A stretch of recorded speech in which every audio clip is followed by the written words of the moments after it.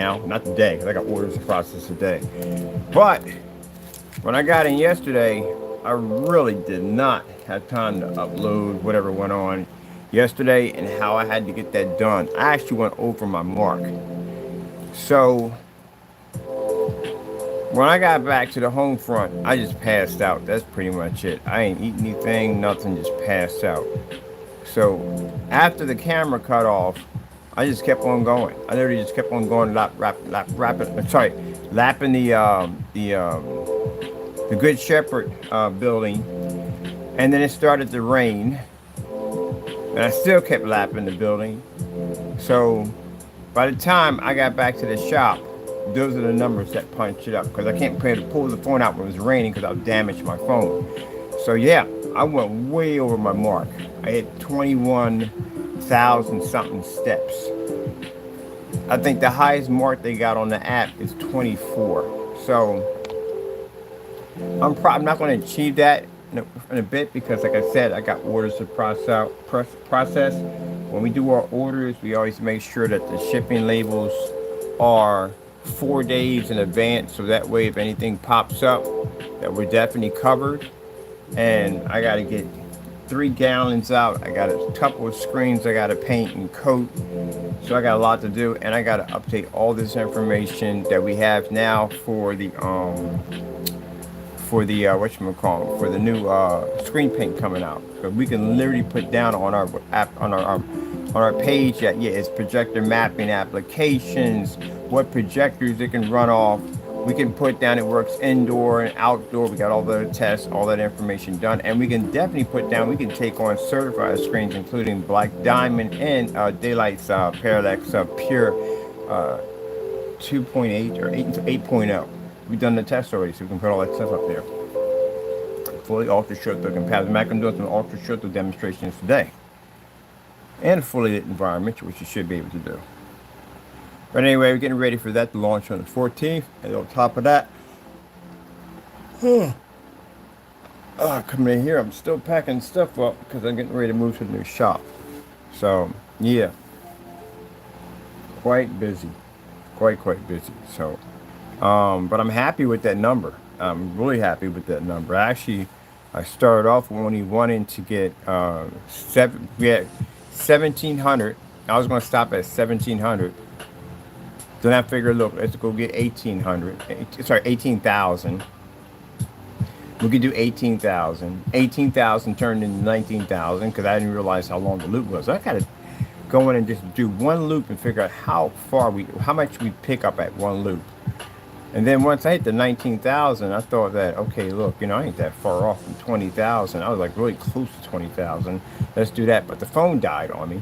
And I said, okay, I'll just get back with you guys. I'm going to continue walking. Actually, we had to do 3 parts of it. 3 parts of it because the phone died a couple of times.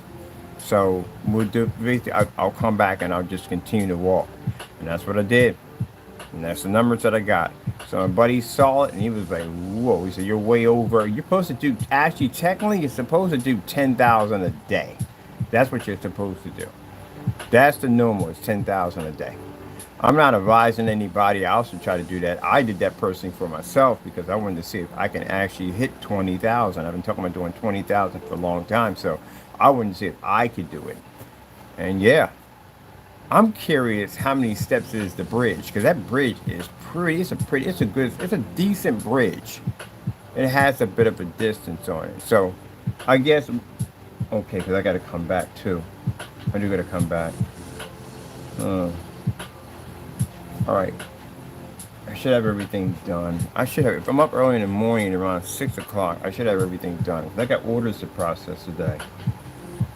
Orders to ship out today. So if I get all that done early and walk back over, I can just do the bridge. And I can get an estimate on exactly how far the bridge is. All right, we'll do it that way, because I got to go in town anyway. I gotta drop off some orders. It'll give me an estimate how far the bridge is. Then again, that kind of screws up the whole day. Because, man, if all the stuff I got to do today, I could accumulate a lot. I mean, I could I'm not going to hit that 21 today, but I'm curious. Well, I might. I don't know. Because I got to walk up here to the store, pick up. That's a good distance. That's a good automatically around 1,500 right there. And then once I come back here, yeah, we got to take the lift over. So it stops. It doesn't count anymore. Hmm. Then I'll walk back over to the bridge. So I guess I'm gonna count that in the bridge. But you gotta walk to the bridge first. The bridge just take a distance to get to, and then you gotta walk over the bridge. Okay, I will try that. See what that gives me. But I do want to do a walk around. I'm curious to see how many steps is the actual building itself. That's what I'm curious to see. Now, for some people, I understand. I'm not doing this for anything special. I do got a friend that does want to sponsor me, does want to do a whole daily walk and talk. The reason why he wanted me to have high numbers because he wants to show that I'm actually serious about what I'm doing. A daily walk and talk. You know, if I'm serious about it. If I'm serious. And he doesn't want like 300 steps. He doesn't want 500. He wants some big numbers. At 21, pretty much, I was surprised I did 21. When I calculated everything in, I was like, oh, shoot, we got way over our mark. And I think this thing goes up to 24,000. I have no idea what happens up to 24,000, but we'll find out if we basically are able to max out the app. And if we max the app out, that means I don't have to go and pick something up that's going to be higher than 24. Because we didn't even go downtown. If we went downtown because it was so hot yesterday, and like I told you, when I get those when I get that feeling, when I get that when the Lord talks to me and tells me don't do this and don't do that, I listen to that. Because if I don't listen to that, some bad things will happen, and I'm glad I did. So I still nailed it. Not only did I nail it, I got the number higher than I expected. So that's why I said at the end of the day, when you got people come on, I know people come on the channel and they run their mouths. We know that already. And I know they're saying, oh, he won't go all the way downtown, so this, that, and the other. These same people who refuse to get up and walk from A to B, but to a refrigerator, they will walk. But anyway, so by not going downtown, I didn't put myself at risk because I felt that heat pushing through. I was able to still achieve higher than what I was supposed to achieve. I was supposed to achieve 1,700. I figured the walk downtown, I already had 12. And the walk downtown and back would have gave me the 17 easy. But when I got down that hill, that's when I felt it. I was like, nah, man, if I walk that far in, I'm going to have some problems coming back. It's too hot out here. And my breathing's good, but I still don't want to chance it. So let me take it inside and we walk inside the area. There's plenty of area for me to move around. And I'm close to home. I'm close to people that I know at the end of the day in that area. If something happens, I'm good. I can call anybody. They'll come down and basically be there no time at all. So that's good. Instead of having to drive all the way downtown to get to me. So between here and there. It's interesting that where my home front is at, I'm not known anywhere over there at all, period. I got two old people that live from left to right to me, and that's it. No one knows me in that section at all. My workshop, everybody knows me down here. Everybody. The stores, everybody knows me down here. The workshop. But on the other end, no. Nobody knows me down there at all, period. They would have to drive down there. And family wasn't home. Family's in that section, but they're not home. So, yeah, I'll be pushing it. Just like when I went down the hill, if I had walked around that park, there is nothing around that park at all, period, but passing cars. If I were to drop and fall in that area, there'd be a problem for them to get to me. So I have to, if I get to that point where I feel like I could be in danger or something could happen, I have to be in an area that I know that people can get to me if it does happen. And that's why when I get that feeling, I go, nope, I better back this up. Something's going to go wrong. This is what I need to do. And then I would love to have comments on just one time to hear the joker sit there and say, oh, you're just afraid to do this, that, and the other. Like I said, same people that won't walk from A to B, but they'll take the travel to a refrigerator. Pretty much probably just sit there and won't even get up and get the remote control because they're too lazy. But for me, not only I was trying, if I walked in town, I was trying to get 17. That's it. I passed my number by far just by staying where I need to be at. So not only listening to the Lord and keeping my life out of danger, because I know they would love to see me in danger, and basically sticking to being here, I passed the goal. Way past it. I remember I was walking in the rain and it started to rain. As I was walking around, I said, Lord, I just want to hit that number. All I want to do is hit that number. I wanted 20,000. That's what I wanted. And I got more than 20,000. I got 21. So the app only goes up to 24. I don't know what happens after you pass 24. Now the day starts off with a whole new day. You know, that's what I like about this. Is one of the best apps I've ever used. And I can literally say I've tested the daylights out of it because, man, I can vouch for it 100%. It's fantastic. It is. I'm going to put the link, hopefully below this video, about where the app is at. And it's a fantastic app. There's no commercials. There's none of that stuff. It works perfectly. Like if you stop, it stops. If you move, it moves. It's fantastic. It keeps a fantastic readout on how many calories you burn and all that and everything. I burnt a ton of calories over the last couple of days. A ton of calories. I don't know how I'm gonna add it up. I'm gonna calculate it up. But he's gonna calculate between here when I first started, which didn't take long to hit 21. It really didn't. I ain't had the app that long. I only had it for like a couple of days. And within a couple of days, I reached the 21 mark. So I'm curious if we can hit the 24. And then what happens after the 24? Aren't you resting your head on that, you little ridiculous? You little ridiculous. Little ridiculous. Yes, I'm happy about that. Definitely happy about that.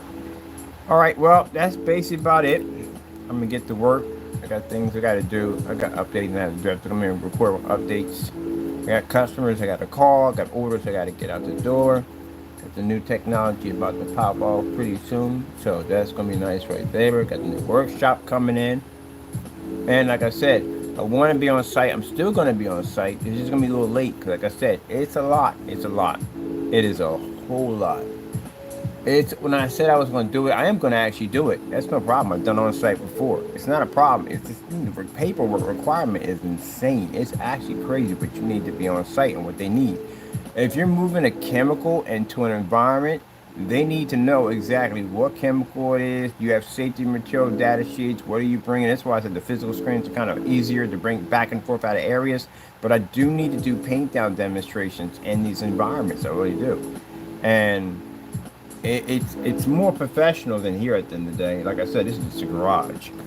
The new place I'm going to be at, we're not doing any videos out of that spot at all, period. It's just basically strictly for our work, development, and all other stuff.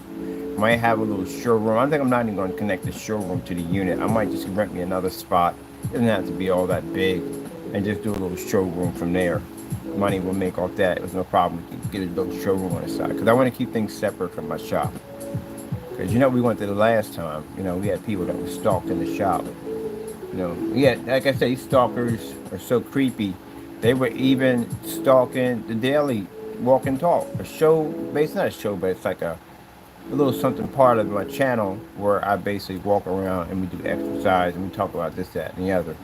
Sometimes the talk is a little crazy, it does from time to time, but you know, it's all about walking and exercising. And this creepo, a guy by the name of Solid 5, Daniel McAfee was freaking going in and stalking me. He was going to, I guess he was Google mapping the different stores I was going in and out of, and he was sending them postcards with his name. His name was sitting right on the postcard and everything. So, you know, everybody knows about it.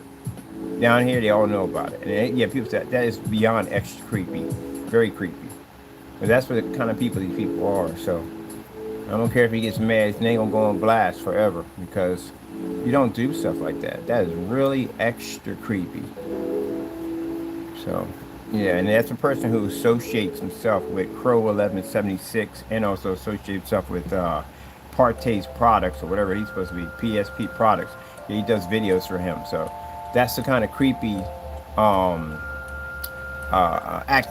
activity, creepy people they surround themselves with. They do. You know, if you got people out there, that's why people who have companies and stuff don't want to be associated with people who do weird stuff because it's a black eye to the company. And the fact that you're friends with this guy and you associate with this particular individual, they all do it. They all do weird stuff like that. They all do stalking. The fact that you associate yourself with this individual, this makes you look bad at the same time. We know Crow does that stuff. Crow stalks people. We know that from the door. And the other one called the minister. He's supposed to be a minister. He stalks people. We got tons of emails with their names all in it. But they're creepy people. They are. This joker was stalking me from building to building. That's what he was doing. And that's some creepy stuff. Weird, weird, weird stuff. But anyway, happy to have that number. And definitely going to work to get a higher number than that. And I'm curious. I looked at the app. It says it does up to 24,000 steps. So see if we can pass that. Should just repeat the same thing I did today. No, I forgot we can't do it today. We're going to do the bridge today. So numbers are going to be kind of low. I'm curious, roughly, what would we kick if the bridge is pretty big? So I would say, I think we'd probably get somewhere between maybe like 12,000, maybe 15,000. I don't know. Meows. Meows. Meows. You say meows or meows or meow or whatever. But anyway, yeah. Yeah.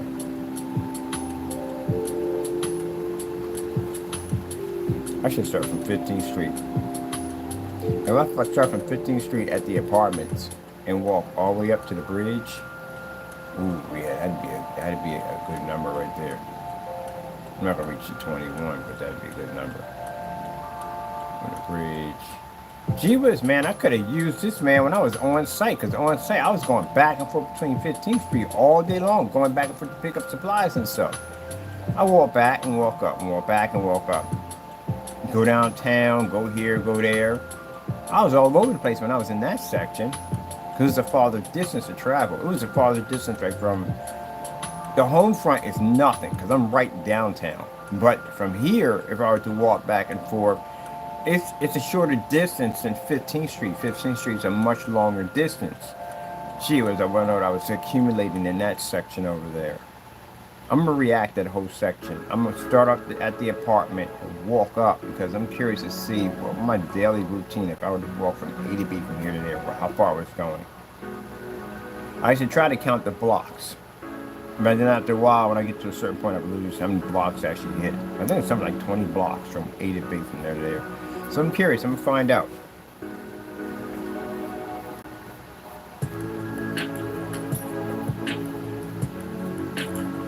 I don't think I can do taco. I was going to say I'm putting taco on my back, but I don't know. Taco is temperamental.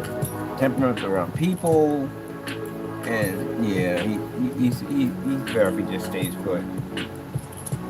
I'm going to take him out for a little drip to see what happens. I'll take him back and forth on the bag. We transfer back and forth, but he don't associate with nothing. He just have a blanket in there. He comes with his blanket. That's it. He just not a people person. Ain't you? You're introvert? Introvert cat. Doesn't like to be around people. Yeah, that's what we're going to do. All right. I got to get to work. I got a lot to do today. Today's going to be a really busy day for me. And I got to get ready to get these orders out of here, get my customers taken care of. And I got a customer I'm going to be calling pretty soon about some things. Yeah, that's basically about it. Okay. Of course, I thank my Lord and Savior because, again, he's the one that took away the lung disease. I can't believe that I had lung. They diagnosed me with, whoo, the heck? My unit just popped out of my freaking lung. Whatchamacallit, my inhaler. Okay. What the heck was that? Oh, shoot. All right, there we go. Now I want to breathe that in. My heart rate popping at 100 miles an hour. Yeah, so I can't believe they had me on this one. Well, actually, this one actually did work. The Simicor actually did work. This stuff actually is amazing. I love this stuff. But we don't use this anymore. This actually strengthens my lungs so I can actually function normal. But I'm supposed to take that forever. That's the part of the treatment that I can never come off of.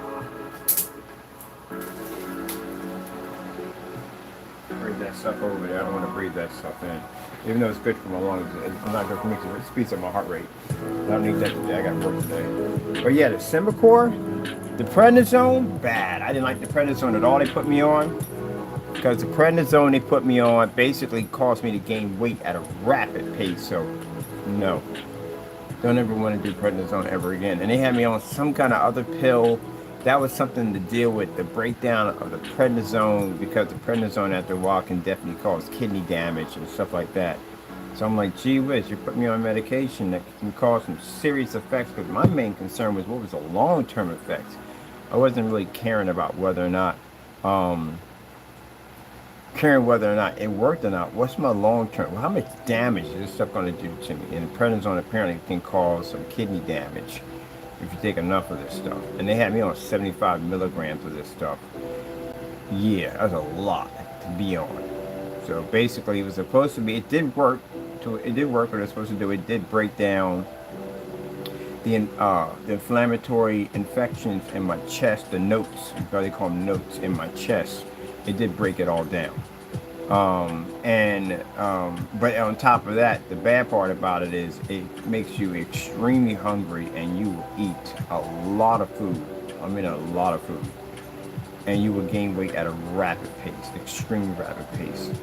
So yeah, one minute I was 280 pounds. And when I sit down, I can literally feel my stomach pushing it under my rib cage. I never felt that before ever because I wasn't a big kid. I was always a thin kid growing up. So the only thing for me at the end of the day was to gain weight.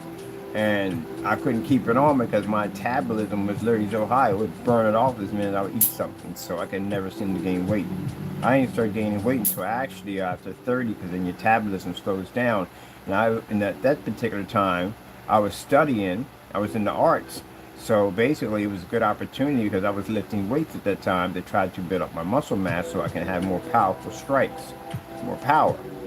And in that process, between the metabolism slowing down and me regulating my eating, I was able to build muscle mass.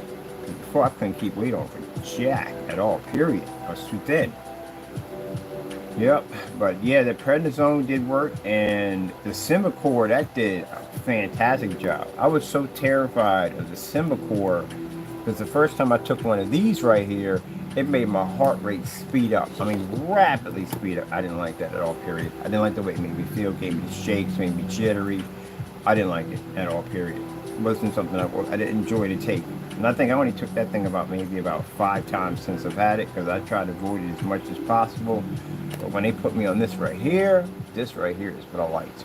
So this right here basically builds up some kind of immune system on your lungs, and you have to take it for about 2 years in order for it to actually work. So I had to take 2 puffs a day, every day, for 2 years in order to get it to coat to my system. And then it doesn't stop there. I'm like, when can I come off of it? And they said never. But that was permanent. That was supposed to be a permanent thing right there. So praying on it, not only did the Lord take away the agoraphobic that I developed in the process, because, having COVID and you got lung disease and, there's no way they can fix it because there's no cure for the disease that I was diagnosed with. So with that being said, I was half a man. If I walked out the door and I got sick, there was no way I knew I would survive. If I got COVID, I would have died automatically. So they got a disease I can't treat, and COVID's running rampant all over the place. But yeah, terrifying. Yeah, I developed agoraphobic.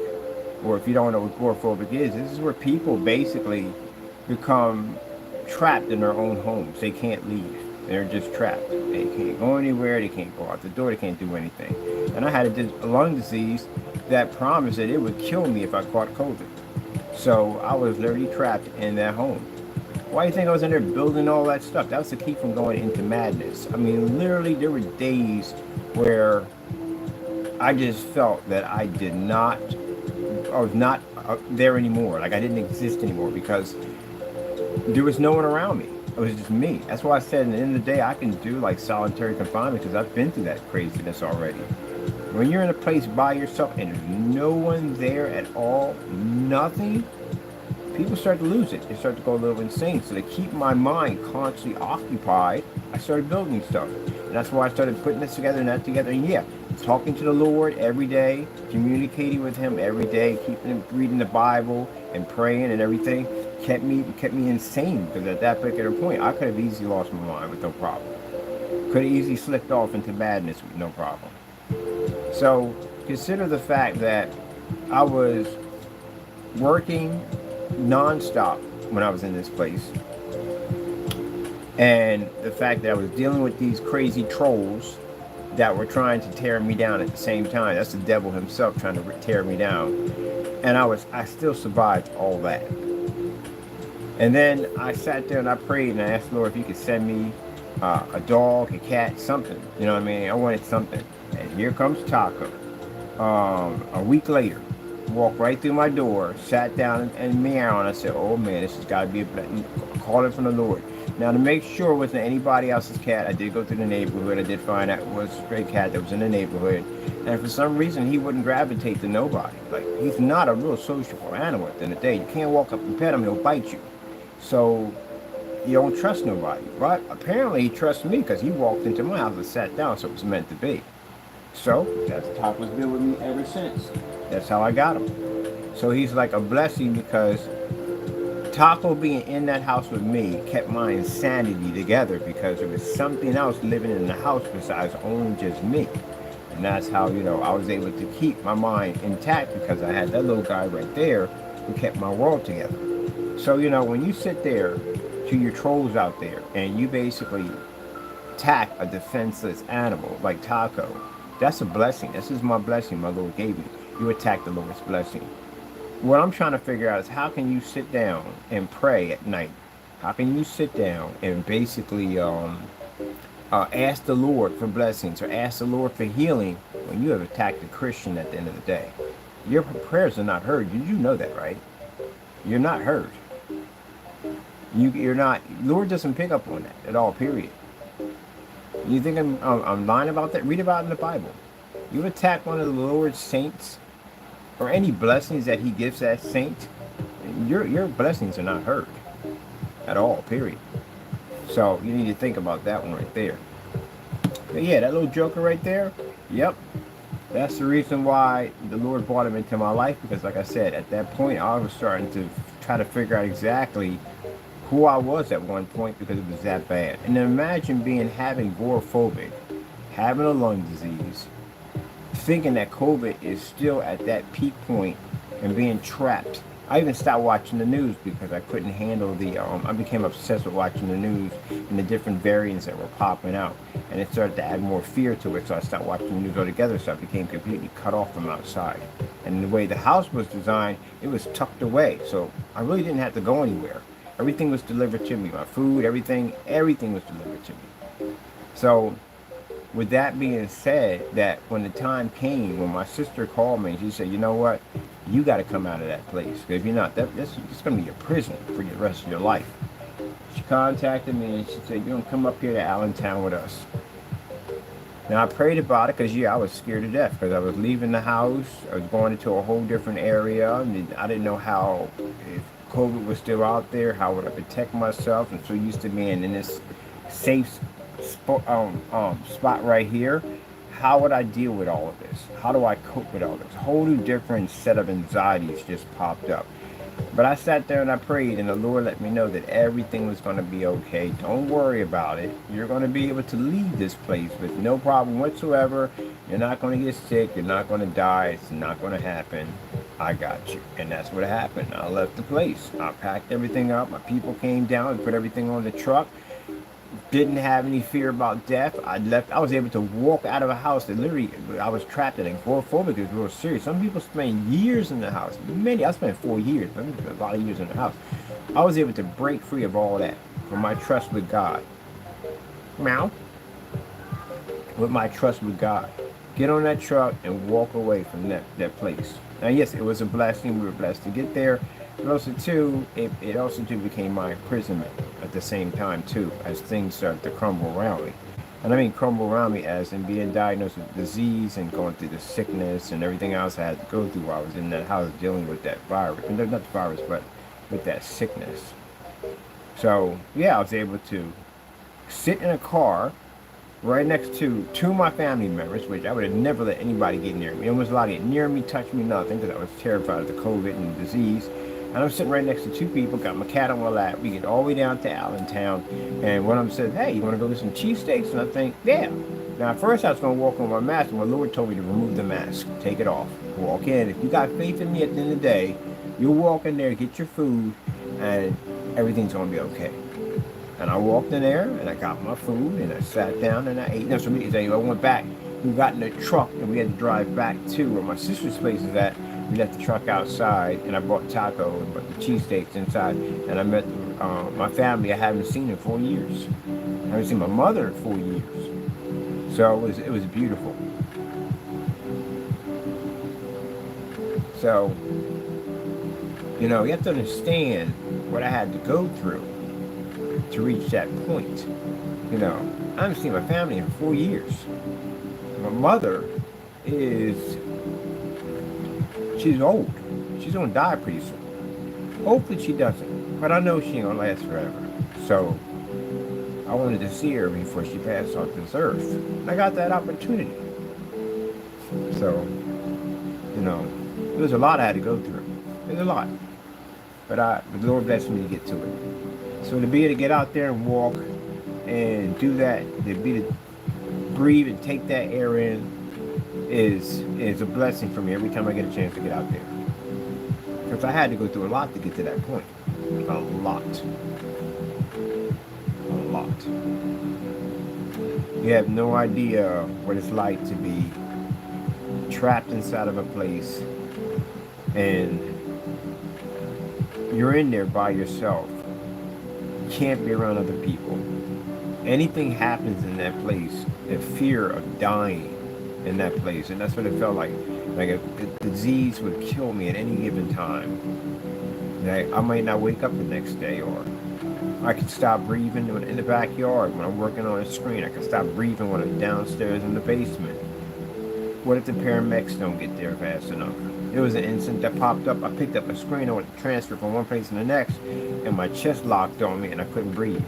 I'm taking the inhalers, no air is pushing out, no coming out, and I'm panicking. My heart rate's pushing up. I'm trying to keep myself nice and calm, and I'm calling 911. Paramedics have been to my place so many times. They knew me by first and last name the minute they came to the door. That's how many times they've been to that property. And I remember sitting there and just looking around and trying to keep focus, and my heart's speeding up, and I still can't breathe, and sometimes they had to rush me to the hospital and all kinds of stuff that went on. And I thought to myself, I'm going to die in this house. I'm literally going to die in this house. What's going to happen? I die. What's he going to do at the end of the day? The house is locked down. How is he going to get out? How is he going to eat? What's going to happen to me? What if I go to the hospital? What if I die on the way to the hospital? If I die at the hospital? All that stuff processes through my head every single day. And for 4 years, I went through that. So now, don't have to think about that anymore. I can walk in the heat. I can walk in the snow. I can exercise. I can work out. I don't have to deal with those things anymore.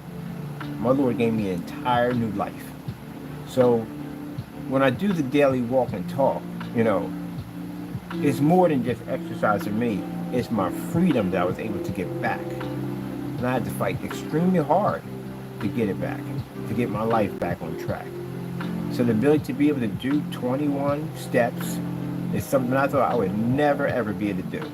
I couldn't get up from my chair, and I couldn't even walk to this kitchen without having problems at the end of the day.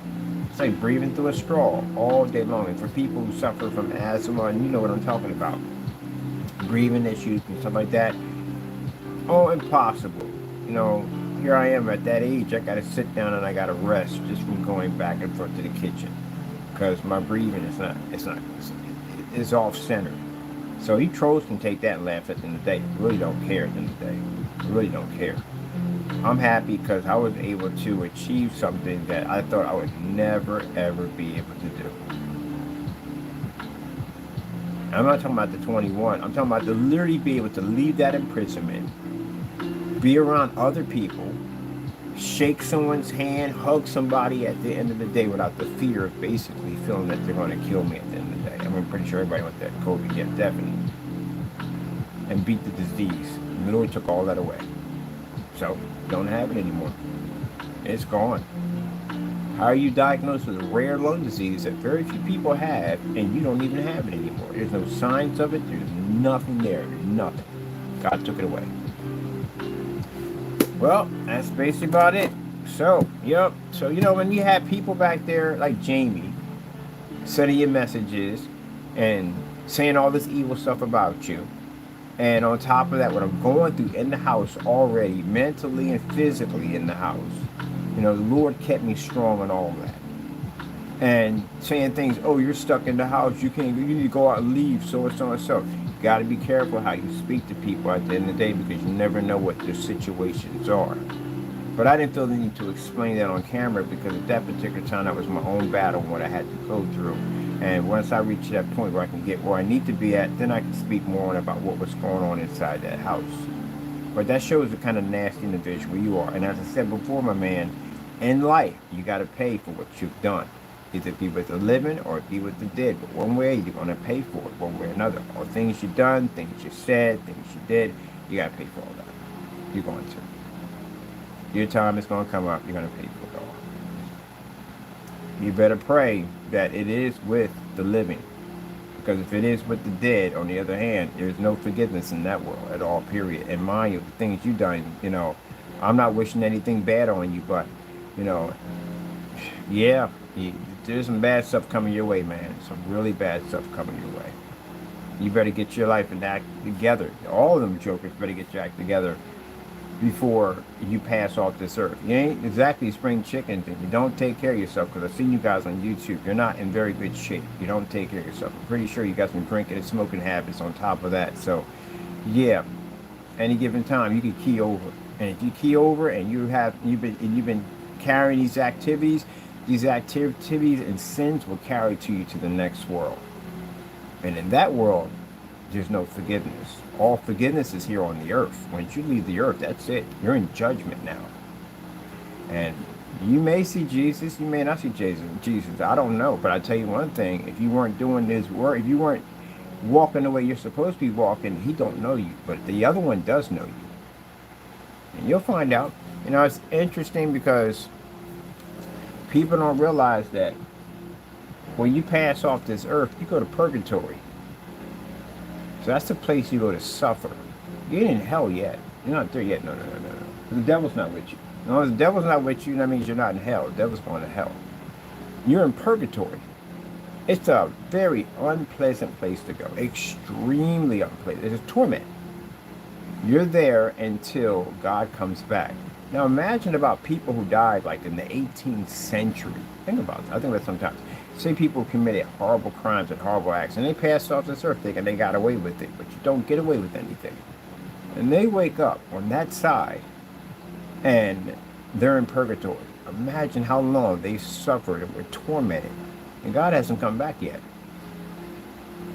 Now you pass off this earth, and you have not done right with Jesus. That's where you're going. You're going to a place of horrible suffering until it is time for you to be judged and thrown into the lake of fire, which is going to be beyond what you've already been going through. That's what's waiting for you.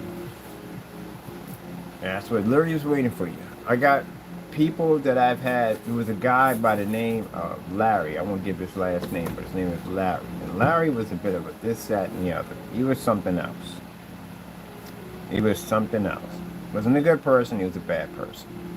Larry carried on and acted up and did what he wanted to do. He cheated, he stole, he robbed, he did whatever he could do. Couldn't trust him for nothing. He was a very dirty individual. And Larry passed away. Larry died from COVID. Larry's not in heaven. Larry's in another place, a very bad place. And he's in that place being tormented. And he's suffering in that place. And there's no end to it. And that's where he's at. Until God comes back, and when he brings his people, his chosen, back to heaven, and Satan is thrown, the last battle of Armageddon, and Satan loses, and he's thrown into the lake of fire, that's where Larry will be transferred to, the lake of fire. So the torment that he's going through is even more torment waiting for him. And this is going to be forever. No end to it, forever. So you got that to think about. And if you think that you're going to be on this earth for You don't know that. You don't know how long. Heck, I don't even know how long I'm going to be on this earth. At any given time, as I told you before, you're all on borrowed time. Your time does not belong to you. You can't bring yourself back to life. You don't have that capability. You don't own your life at the end of the day. A lot of people think they own their own life until it's time for you to go pass on to the next world. You don't own your life. At any given time, and I hope it doesn't happen to you, I hope you live upon this earth for as long as you can, but at any given time, you can walk out the door, that could be your last. There doesn't have to be anyone after you, just accident could happen. I was sitting there on the corner. I literally got hit by a car, but could have been killed easily. Didn't happen. The Lord directed the car in a different direction, but literally in the middle of a daily walk and talk, almost got hit by a vehicle. Because she decided to cut in front of a tractor trailer, which was turning in another direction, and she swerved, and she could have struck me and easily killed me. Now, would that have bothered me if I had? No, I'm good. I'm ready to go to heaven. I'm good. All my documents and everything are in order. I serve God. So my time comes, I'm going to a better place. I'm not going to hell. I'm not going to purgatory. But if you're not ready for that, and you're nervous, and you think, oh my goodness, I don't know what's going to happen. Christians don't think that way. We don't think, oh my goodness, we don't think, we're happy. Like, okay. Not like we're not trying to survive, because we should be, because then again, the other way, that doesn't look right. But if it's our time, we accept it. We're good. We're happy. We know where we're going. We're going back home. Our time here is done. But if you're thinking at the end of the day, you're not ready, then there's some serious soul searching you need to do, and you need to get your act together. But just to let you know what's waiting for you. It's not going to be heaven. If you don't know God down here, then how are you going to know God in heaven when you get there? And he's not going to know you. So you're going to the other place. That's where you're going to be at a place of torment and purgatory. They speak of some of it in the Bible about two brothers. I think it was two brothers. One went to heaven, the other one went to purgatory. And how he spoke, how he was in torment, how he was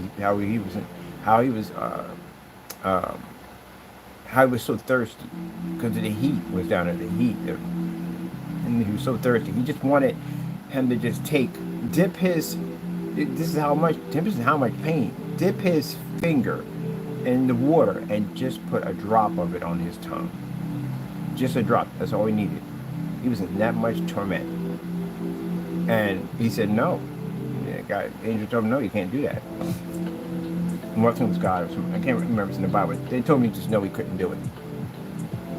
Because he had his time. He had his time while he was here on the earth. And he didn't take it. So he wanted them to go back and warn his other brothers that they don't do what they're doing, because you're going to end up in the same place that I'm in. He said, no, I can't do that either. Because they know. They know the difference between right and wrong. They know already. Yep. Let me see if I can find that real quick. Let me see. I gotta find that chapter in the Bible. Who was that? No, I need to talk to some people in my family. I got people that do Bible studies and all that stuff. I'm trying to figure out where it would be at. Let me see. In the Bible, it speaks about a man who talked to a man that was in hell. The rich man and Lazarus, Luke 16:14. Yeah. This is the rich man and the poor man. That's what it was. It wasn't the two brothers. It was the rich man and the poor man. The rich man went to hell, and the poor man went to heaven. That's what happened. Yep. So there is a place that you go to. That's what it was. I was trying to remember what that was. There we go. Luke 16, verse 19 to 26. And it came to the beggar passed and died and was carried by angels into Adam's bosom. The rich man also died and was buried. And in hell he lifted up his eyes, being in torment and seeking Abraham afar off, and Lazarus in his bosom. Yeah, right there. There's a place that you go to. You don't get your act together. There's a place that good people will go, and there's a place that bad people will go.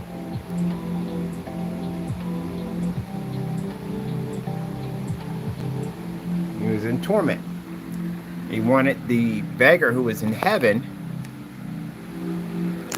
He just wanted them to just dip their finger in that cold water, his finger in the cold water, and just put it on his tongue, just to ease some of his torment. And he said no. Mm-mm.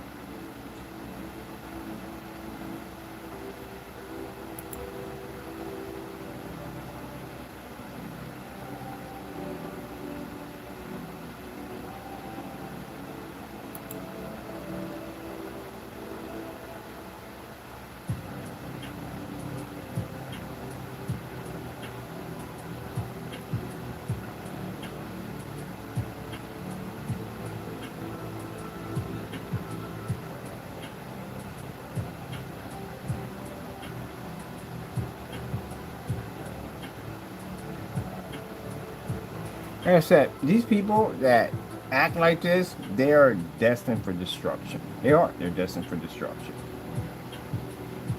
I told you before that if these people had learned to, they became Christians, they became men of God, would I still prosecute them? No. There would be no point to at all, period, because they're Christians, they're men of God. Why would I go prosecute a Christian?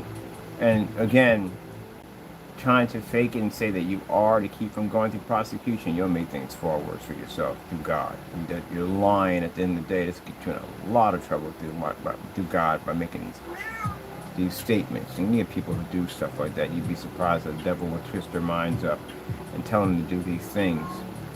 Calm down. Calm down. Calm down. What are you so antsy about? Go ahead, go talk, or let the door talk. But anyway, as I said before, that there is a place for you. We're already waiting for you if you don't get your act together. If you don't get your act together, there's a place for you already. And like I said, God has forgiven me. He's the people say, well, yeah, he is a forgiver. He does. If he didn't, I would be in a lot of trouble right now because I did a lot of destructive stuff when I was young. I did a lot of crazy stuff. So yeah, he does forgive people. But if you're sincere in your heart and you basically are trying to walk that way and you're trying to serve him that way, but if you're carrying the devil's work at the end of the day, he can't forgive you. It's not going to happen at all, period. You can't get forgiveness at all. At all, period. And if you can't get forgiveness, and he decides to take back what belongs to him, because again, you're on borrowed time. Your life does not belong to you. And he goes one day, you know what? It's his time to come back home. And yeah, you could be out there working on your car and have a heart attack. Anything could happen at the end of the day. It's your time to go back. You're not here forever. No one gets to stay on the earth forever. So when you go back, what are you answering for when you go back? Because whatever you do, you have to answer for it in the living or dead. And if you got away with it in the living, you're definitely not getting away with it in the dead. It's not going to happen. All your sins, everything you have done, everything you tried to hide, everything you thought you could hide is right there in the open book. What are you so... Come here, pickle boy. What's going on? Come here. Let's see what's going on with you. What is going on with the old pickle boy? Look at pickle boy. Let me see. What's going on? I think so whiny. There's nothing there. See? There's nothing there. See? What am I doing? You don't even know what you're doing. You're crazy. Get over here. Oh. You're just crazy. So when I sense things that you can't sense because I got extraterrestrial power. Extraterrestrial power. Rawr. That's what you got. You smell something crazy. Probably your senses are picking up something. Oh, mouth water kills me. But anyway, yeah. You're going to pay for it in the next life. And all your sins, everything you do right now, everything you think of, just think about it. Everything you think of, and you think God can't hear you, he knows everything you're thinking before you think it. Everything. Everything. So I like how people think at the end of the day that if I don't do that, God knows everything you're thinking before you do it. So does the devil. He knows it too. The devil knows you by your name. think he don't know you. Yes, he does. He knows you by name. He knows you the day you were born. He knows you already from the door. There are demons that know you by name. They know who you are, and they perch themselves right outside or around you, especially if you don't have the, you're not covered in the blood, you don't serve the Lord, and they're out there waiting for you. So consider the fact that every day you walk outside your door, you don't have to come back home. You really don't. I don't care if you're trained in martial arts. I don't care if you carry firearms. I don't care what you are today. You don't have to come back home. Anything could go wrong out there in that world to allow you not to go home. You think about the people who you see on the news who sadly have passed away while they were out there taking care of errands. They never expected to pass away when they walked out that door. That's why you need to be protected by the Lord when you go out that door. Plenty of people that will leave out the door today and will not come back home. And some of those people are saved and they're Christians and they're going home. And some of them are not saved and they're going to another place that is far worse than they could ever imagine. And that's just that's just a waiting room. That's literally a waiting room that you're going to. Because what's coming next is far worse than that. And you think it probably couldn't get any worse than that. I'll tell you something. I only had one encounter on somebody that went to that place. You can call it whatever you want. When you're a Christian, sometimes you will pick up on things that your everyday person can't see and can't understand in the spiritual world. And we had a woman, which was the grandmother of the fellow I told you who passed away and died from COVID. It was the whole family. They were just really, really an evil family. They did some really nasty things to people. And they all passed away. Most of them are dead. And I don't know where they're at. They're in a very bad place. But this woman in particular was really something else. She was a bit of a piece of work. But anyway, on her last days, she died. And I was there on her last days because I remember when I came out from the car, from a family reunion, it was freezing cold outside. She was outside walking around with a little thin nightgown on. And she must have been somewhere between in her, probably said late 80s. And where was her family? Oh, nowhere to be found. They were like that. They basically, if you talk about one of their family members, they'll have your head on a platter. But if you basically, for their own, they'd watch your own just suffer and die, just so they can take what they had. They were that type of family. So, I remember coming outside, there was these crackheads, and they were trying to coach her back into the house so they could rob her. So I got out there and I stopped that. This is a woman who prosecuted me and made my life a living nightmare. Trying to destroy my life. She hated me. But I could have just walked into the house and just let whatever happened to her because she deserved it 100%. I could have been that person at the end of the day. Or I could have basically stopped these crackheads from doing God knows what they would have done to this poor woman. And that's what I did. Called the police. Got to the crackheads to go take a walk. And police came in and they brought her in the house. Now, I don't know why they didn't take. We walked into the house was ice cold. Apparently the heat was off and everything was off. And where was her family at? Her family was nowhere to be found. They're waiting for her to pass off the earth because they wanted her house. Kind of sad, ain't it? But that's what they were. But anyway, she went back in the house and she didn't wake up the next day. She died. So, one of the family members came in, the one I told you about, the guy named Larry. He came in and he took all her stuff and threw it out in the street. And the crackheads went through all her stuff and everything. You know, it just makes you think, when your time comes, this is what happens to your life sometime on the earth. Your stuff is split up and it's fought over, and that's what happens to all your stuff. Some of it goes away peacefully, most of it's fought over and it ends up in court. People are fighting over your stuff while you pass on into the next life.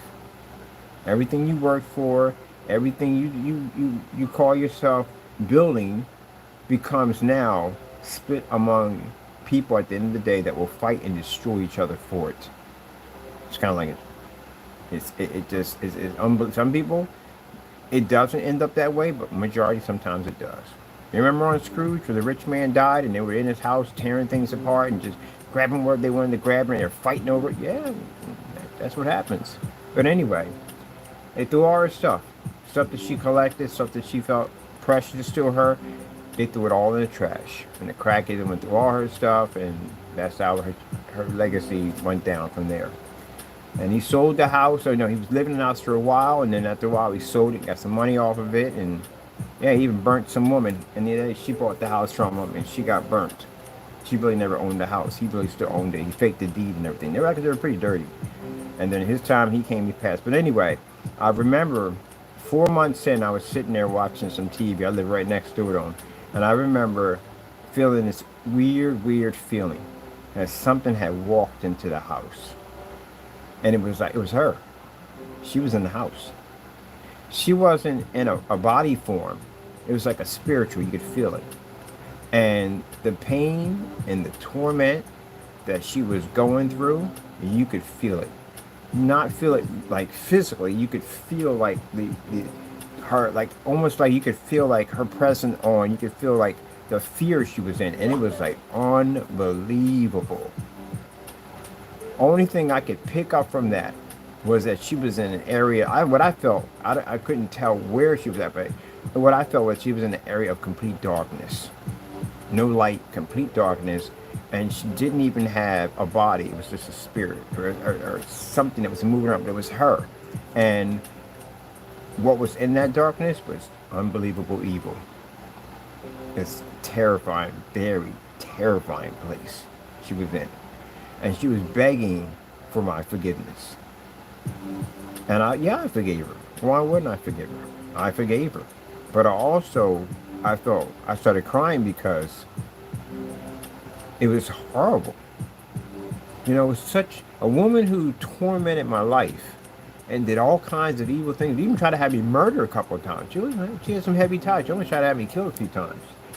And I prayed and asked the Lord that if he could take 1 year from my life to give to her so she could come back. I don't know how that would be possible, but, you know, all things are possible through God. If she can have 1 year of my life, I was willing to sacrifice 1 year of my life so she can come back and she could get a second chance not to be in that place anymore. And the Lord told me no. And then I prayed and asked the Lord for her to go away because I couldn't take it anymore. It was too much, and she left. That was the last I've seen her. That's the last of it. That's the last I've ever heard from her ever again. But I know for a fact that people who pass off this earth, there's a place you're going to. It's not a good place.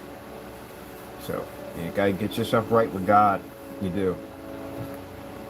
I myself gotta watch myself because when I get on camera and I start, sometimes I get a little arrogant and I act up. And yeah, I gotta watch myself. I constantly gotta watch myself. I constantly calibrate myself all the time. You think when I say things on camera that I'll go back and repent to God? I repent to God about every single thing that I do. Can't get down on my knees and pray before him and ask him for blessings. And I'm going out, and if I'm talking this way, I'm talking that way. I got to go back and I got to repent every single time because I try to keep myself as true to God as I possibly can. Try to keep myself true to him. And I try to avoid being around people at the end of the day that are doing things that they shouldn't be doing. I try to keep myself walking on a straight and narrow path. And for some people to feel that, oh, Christians aren't perfect. If we were perfect, we wouldn't be here anymore. There's no point for me to be here if I'm perfect. I can go home. So while I'm here, I'm not perfect. I'm going to sin. I'm going to make mistakes. I'm going to do this and do that. But the most important thing that I acknowledge that I've made these mistakes and try to do my hardest to try to keep from making these mistakes to try to be a better person, a better servant toward God. That's what's important. But if you live in this world and you're doing these things over and over and over again and you have no remorse, you're still doing these things and you're not trying to be a better person, you're not at all, period, then you're in a lot of trouble because you're not truly sorry for what you've done. It's the equivalence, like if you spit on somebody and you say, hey man, I'm sorry, I didn't mean to do that, so and so and so, and then you try it tomorrow, don't do it because you know what you did and you know it was wrong. And you feel pain in your heart. Every time you do something wrong, you feel pain in your heart for doing that wrong. But if you keep going back across the street and spitting on the same person and apologize, that means you're not sorry for it. Therefore, you can't be forgiven for your sins. When a Christian commits a wrong, if he's truly with the Lord, And if he's truly connected with the Lord, it is going to be the worst experience of his life. He's going to be going through some depression, pain, all that. I go through all that at the end of the day. If I do something wrong, because I feel at the end of the day that I did something really bad to God. That's how it feels for me. Here's a man who hung on a cross and gave his life to me, and I did something this stupid at the end of the day to dishonor my Lord. I serve him. So when I get on camera, if I say something stupid or dumb at the end of the day, I got to go back and repent to him, because I'm sorry to him for what I've said, and I ask for his forgiveness to make me a better person. So when I get back on camera, hopefully I can do better, try to do better. But I keep working at it, keep working at it, keep working at it to be that perfect person. When I first got saved, and when I said something out of my mouth, it hurt. It literally felt like somebody took a sword and stuck it in my chest. So I was like, when I talked to my mother about it, I was like, it's awful. Like, man, like my body's cursed. I never knew how cursed my body was. Trying to do the right thing all day long, trying to serve God the best way you possibly can, and you realize you live in this cursed body. Your body is cursed. You can't go a whole day without doing something, without committing a sin. Even if you think it, you commit a sin. You know how hard it is at the end of the day not to think something at the end of the day and you just do it. Even if you think it, you don't even do it. And then you realize that every time you do this, it feels like you're being, it's not a bad thing. You feel this way because it's good. It allows you to realize the person and how cursed your body is. But you want to serve the Lord the best way you possibly can. And the best way to possibly can is not to commit sin. And it's hard to do because you will commit sin. But the thing about the Lord dying on the cross and washing you with the blood, it's you're forgiven. You're forgiven. As long as it's remorseful in your heart that you are sorry for what you have done, you are forgiven. But if you do these things, and again, there's no sorrow in your heart, and you do them because you feel that the Lord is just going to forgive you because you just said it, you got another thing coming. So for a true Christian, if they commit wrong against God, it's painful. It hurts us a lot. We feel horrible. We have got to go back and ask for forgiveness. Sometimes the Lord will chastise us and put pressure on us, and this is a beautiful thing. And it's a wonderful thing when the Lord does this. It just says in the Bible, it's a beautiful thing when the Lord chastises you because the Lord loves you. That's a good thing when it happens. But still, at the end of the day, you want to serve him the best way you possibly can. Look at everything he's done for me. I have no lung disease anymore. I'm able to walk these great distances I've never been able to do. I'm blessed with a beautiful company and good customers. You know, Lord has been good to me. So it feels bad when I do something wrong against him, and I want to do everything I can to do right by him. Just like when you got parents at the end of the day. You know, your parents are good to you, they take care of you, they put a roof over top of your head, they put food in your stomach, they make sure you're safe, they protect you. Last thing you want to do is you want to hurt one of them. So, same scenario. But people that are not saved at the end of the day, this does not bother you at all, period.